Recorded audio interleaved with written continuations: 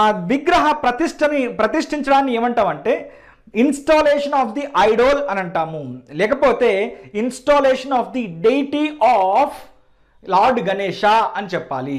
ఇప్పుడు lord Ganesha deity తర్వాత మనకి దసరా పండుగ ముందు దుర్గాదేవి ఫెస్టివల్ వస్తుంది. అప్పుడు ఏమంటాం, ఇన్స్టాలేషన్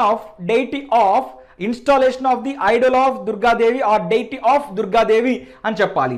అదేవిధంగా మనము ఈ మధ్యకాలంలో ఎక్కువగా పర్యావరణ అనుకూలంగా మనం అన్ని పనులు చేస్తున్నాం కాబట్టి మనం మట్టి విగ్రహాలను ఎంకరేజ్ చేస్తున్నాం. So clay idols, these days we are installing clay idols and we are encouraging clay idols, and at the end of the festival or during the festival, this is a 10 days long festival, 10 రోజుల పండుగ ఇది.